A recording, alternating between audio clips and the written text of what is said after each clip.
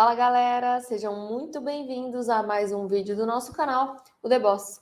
Hoje nós vamos falar sobre como operar esse sistema que a gente tem conversado com vocês em ações, tá? Em todos os tipos de gráfico de ações da B3. A gente já fez um vídeo sobre índice dólar, achei muito importante. Agora nós vamos mostrar ações e depois a gente vai mostrar outros mercados para vocês verem que funciona em qualquer tipo de gráfico, em qualquer tipo de ativo. Tá? Antes de a gente iniciar, eu vou pedir para você, se ainda não se inscreveu no canal, se inscreve aqui no canal, ativa as notificações, já deixa o seu like no final do vídeo, se você não gostar, dá o dislike. E também, se você quiser uma proximidade mais forte comigo e com o Clinton, acesse o nosso Telegram, a gente está lá 24 horas respondendo vocês, fazendo estudos e conversando sobre mercado. Então é isso, vamos lá? Ó, para começar, eu vou compartilhar aqui os gráficos que a gente tem operado nas últimas semanas via Smart Money, tá? Esse aqui é o gráfico de Bradesco no semanal. Deixa eu até já baixar aqui o Point Fix, que eu sei que vocês gostam. Deixa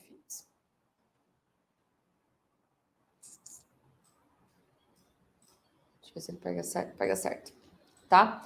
Para poder explicar algumas coisas para vocês. Gráfico semanal de Bradesco. A gente começa a perceber que o Bradesco está trabalhando nessa lateralidade, né? Só que nem me interessa a lateralidade. Tudo bem, me interessaria para saber o seguinte. Bom, próximo de uma região de suporte, compradores vão se apresentar e é onde vou procurar comprar. Próximo de uma região de resistência, vendedores vão se apresentar e é onde eu vou procurar vender, tá? Olhando um gráfico um pouco mais próximo, se eu estou próximo de uma zona de suporte aqui, eu vou procurar por ponto de parada. Esse aqui é o meu order block mais forte. Lembrando, order block é o meu último candle ao contrário, que causou um forte desequilíbrio do mercado e também quebras de estruturas anteriores, como essa daqui. Então, eu estou em cima de um order block do semanal, que é esse carinha aqui. Já fizemos o primeiro, fechou dentro, fechou fora, acionou e foi estopado. Perfeito.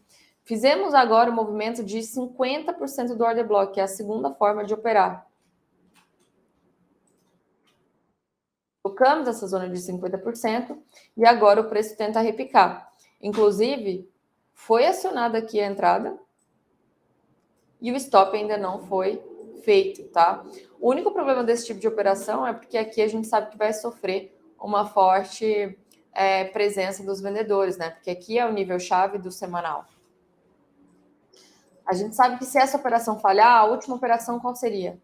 Fechar fora, fechar dentro da extremidade inferior, tá? Mas não é sobre isso que eu quero falar com vocês. A gente quer falar sobre trades curtos, trades do próprio diário, que é o que me interessa. Pegar todas as inflexões do movimento. Olhando o diário aqui, o que a gente tem? A gente tinha essa região de fundo anterior. Fizemos a primeira manipulação, fechei abaixo, fechei acima, acionado aqui. O trade chegou a pagar 1,61 do movimento, tá? Não chegou a pagar os 2%, né? Que é o 2 para 1 que a gente sempre procura. E aí a gente volta nessa zona aqui. A gente costuma falar que quando a gente volta nessa zona, pode ser duas coisas. Ou a gente realmente vai perder essa região de fundo, ou é uma região de defesa do médio do player comprador.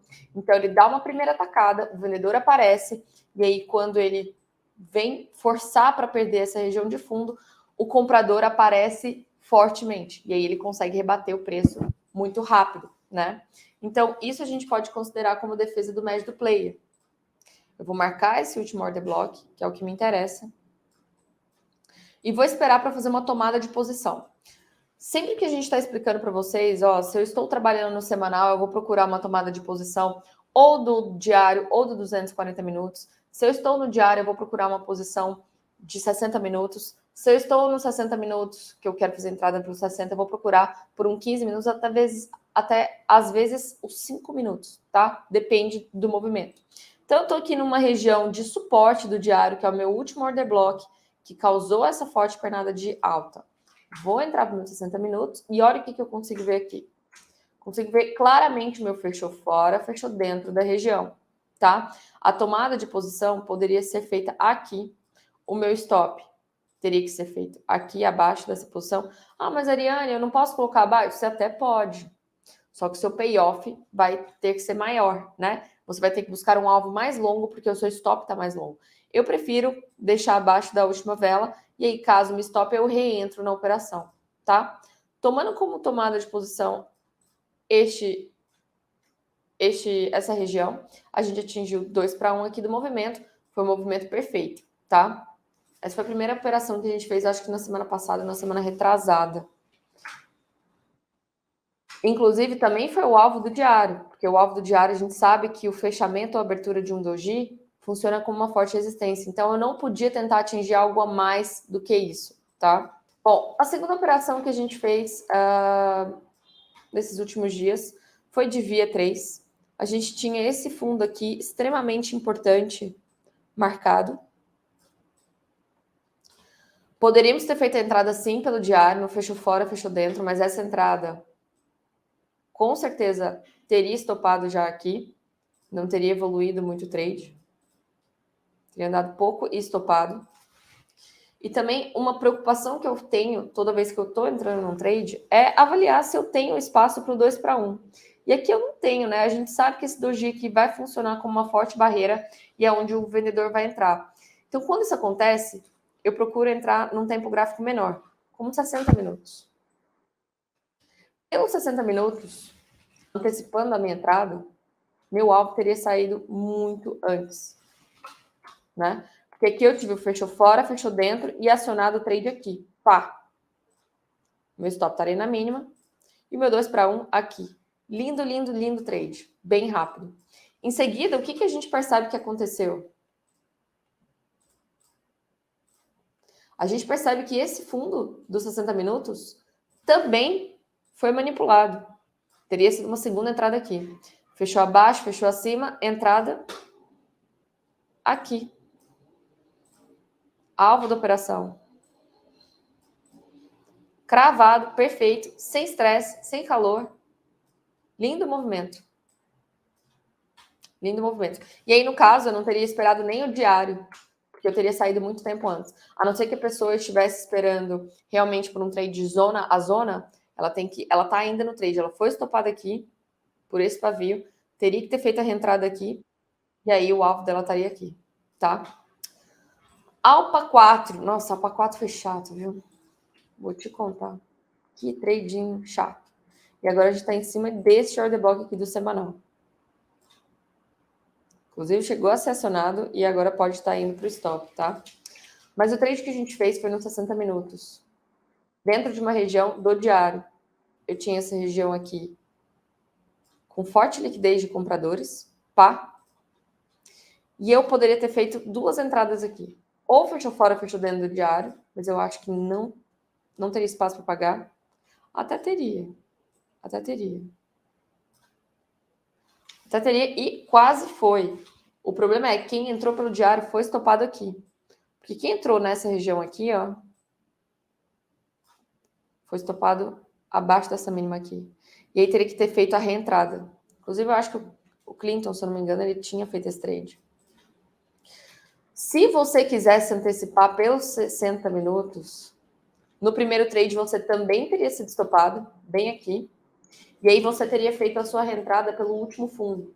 Então, seria, no caso, um spring duplo, né? Você teria sido estopado na primeira manipulação e agora você estaria entrando na segunda manipulação. Nesse trade de fechou abaixo da região, depois fechou acima da região, entrada aqui, stop na mínima. Lembrando que não existe um stop longo, né? Existe, na verdade, uma mão financeira que você tem que usar. E nesse caso, o trade evoluiu só até 1 para 1 do movimento. Então, esse foi um caso aqui de Alpa que deu loss, infelizmente.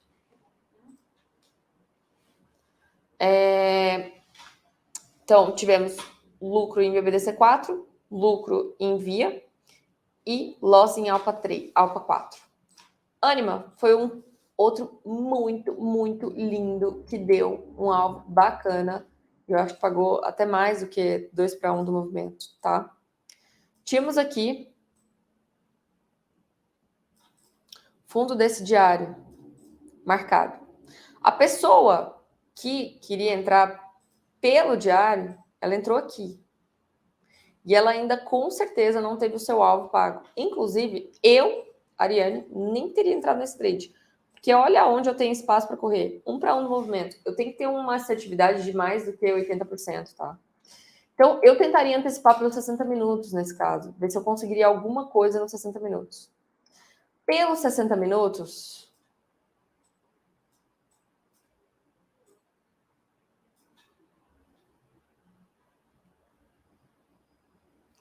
Pelos 60 minutos, eu poderia ter marcado essa região aqui, que era o meu nível-chave dos 60 minutos, bem aqui. Esperado atingir os meus 50%, que foi nesse caso aqui. E aí, onde é que ele volta? Deixa eu marcar melhor esse nível-chave aqui. Bem aqui.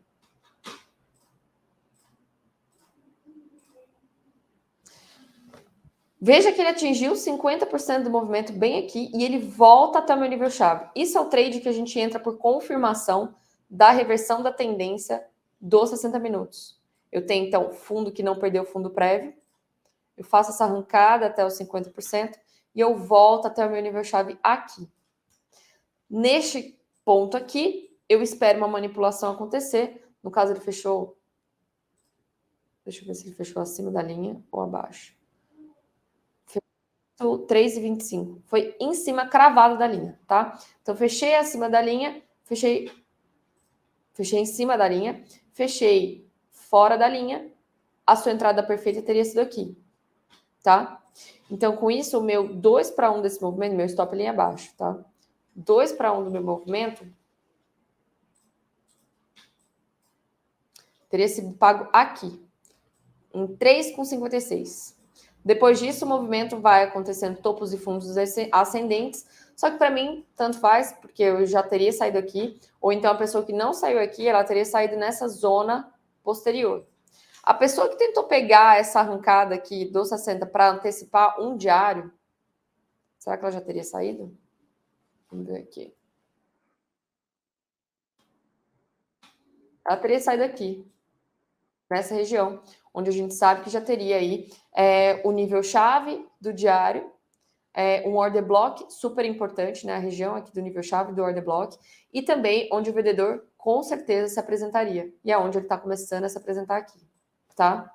Lindo trade esse de Anime 3.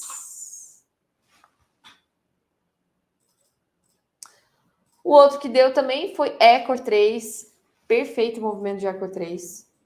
Eu tinha essa região aqui de fundo marcado. Essa entrada foi feita pelo diário.